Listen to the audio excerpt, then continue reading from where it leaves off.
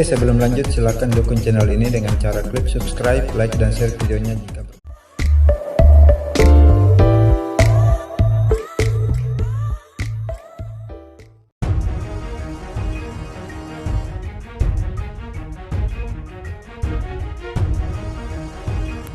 Tentara Cina cium taktik pasukan Taiwan pasang banyak ranjau laut.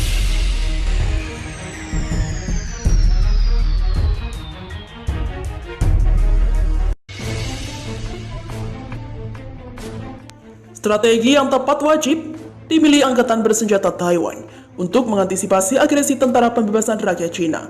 Salah satu yang menjadi fokus adalah menahan laju kapal-kapal perang Cina dengan menempatkan sejumlah ranjau di bawah laut. Dalam laporan yang diperoleh dari FIFA Militer dari South China Marine Post, Taiwan disebut tengah menyelidiki sistem pertahanan asimetris berteknologi tinggi milik Cina.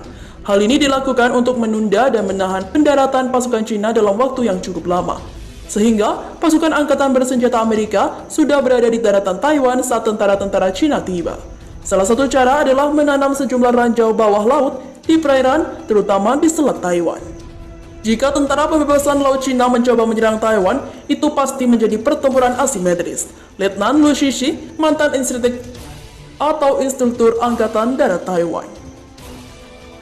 Salah satu tindakan terbaik adalah meletakkan ranjau bawah air di sepanjang pantai Taiwan dan saluran utama yang menghubungkan daratan dan pulau. Itu dilakukan untuk menghalangi pendekatan armada Tentara Pembebasan Rakyat Cina, katanya. Liu juga mengatakan ranjau bawah air yang saat ini dimiliki pasukan Taiwan sangat berbeda. Angkatan Laut Taiwan memiliki ranjau permukaan yang dirancang untuk menghancurkan kapal permukaan dan ranjau tertambat untuk menghancurkan kapal selam. Selain itu, Angkatan Laut Taiwan juga memiliki ranjau pintar yang bisa naik di bawah laut ke permukaan. Sayang, rencana pasukan Taiwan itu sudah diketahui oleh Tentara Pembebasan Rakyat Cina. Angkatan Laut Tentara Pembebasan Rakyat Cina langsung menggelar latihan tempur dengan fokus menguji kemampuan untuk menghadapi senjata bawah air itu. Pasukan Cina juga berkonsentrasi pada latihan pembersihan ranjau bawah laut dalam latihan tempur terbarunya. Menurut laporan lain yang dikutip dari FIFA Militer dari China Central Television, dalam dua latihan tempur, Komando Teater Timur Angkatan Laut Cina mengerahkan kapal penyapu dan pemburu ranjau. Kedua kapal ini memainkan peran sangat penting dalam membantu membersihkan jalur laut, sehingga armada tempur Cina bisa melaju dengan aman. Sementara itu,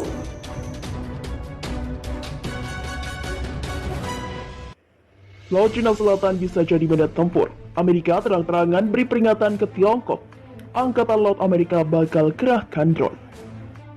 Sejak beberapa waktu terakhir, Amerika Serikat dan Cina terlibat ketegangan di Laut Cina Selatan. Namun baru-baru ini tampaknya ketegangan di Laut Cina Selatan semakin memanas. Hal tersebut terjadi setelah Angkatan Laut Amerika mengatakan akan mengerahkan drone baru miliknya. Langkah ini merupakan upaya untuk memastikan kesiapan Amerika jika konflik terjadi di wilayah yang disengketakan. Melansir dari Express.co.uk, Amerika dan Beijing telah terlibat dalam perang mulut di Laut Cina Selatan selama bertahun-tahun. Belakangan ada kekhawatiran besar akan konflik di wilayah yang dijuluki perairan termahal di dunia tersebut. Jika konflik terjadi, Amerika mengatakan akan karena mulai menggunakan drone untuk bekerja bersama teknologi tak berawak untuk membantu skenario tempurnya mulai tahun 2021.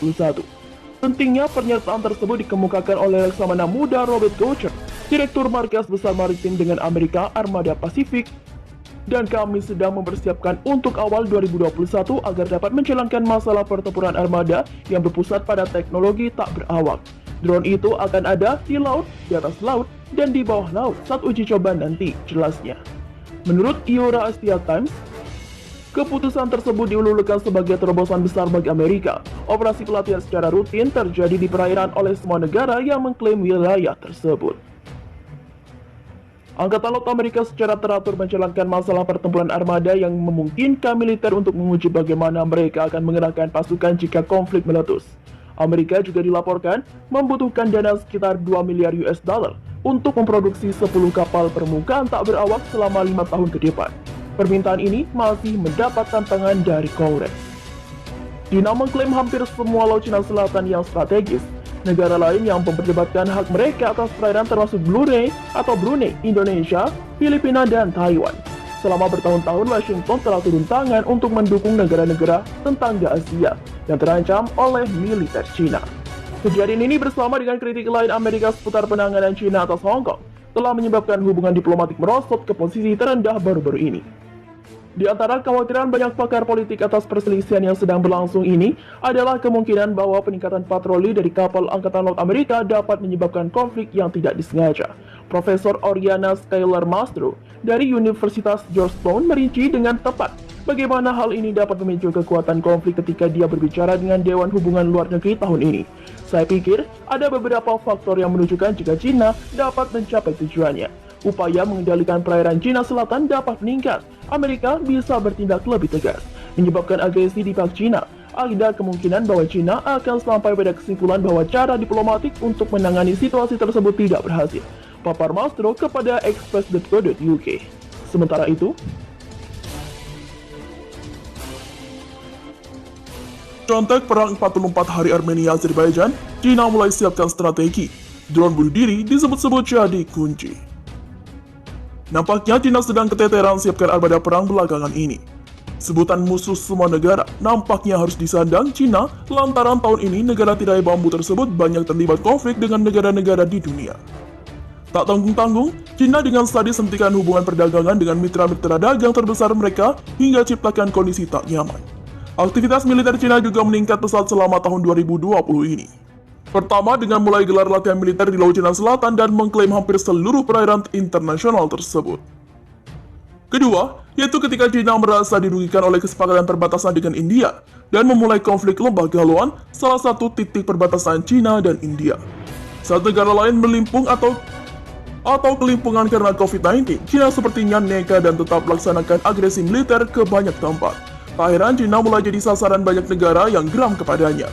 Seperti halnya Amerika Serikat, sekutu dagang terbesar China yang hubungannya rusak parah akibat perang dagang Laut Cina Selatan dan pandemi COVID-19. Namun sedikit banyak ada kemungkinan jika China menginginkan konflik itu berkorban. Hal tersebut diterangi oleh pidato Xi Jinping kepada tentara China agar bersiap perang kapan saja diperlukan. Selanjutnya, pasukan tentara China mulai mempelajari berbagai strategi perang yang terjadi di dunia. Salah satu konflik Armenia-Azerbaijan yang berlangsung selama 44 hari sejak September sampai November lalu. Sebuah artikel yang terbit di Naval and Maritime, majalah militer China, mereview bagaimana tentara Armenia kewalahan karena Azerbaijan. Superioritas Armenia memang remuk dan hancur dengan strategi hebat Azerbaijan. Meskipun Armenia kuat dalam pasukan darat dilengkapi tank, radar, dan kendaraan bersenjata lain, tentara Armenia menjadi mangsa mudah bagi Azerbaijan. Mereka menggunakan Bayraktar TB2 yang bisa meluncur serangan tepat melawan target di parit dan kendaraan yang bergerak. Drone terbang tersebut juga mengambil video sembari ditunjukkan tentara Armenia diidentifikasi dan kemudian ditarget oleh drone senjata itu.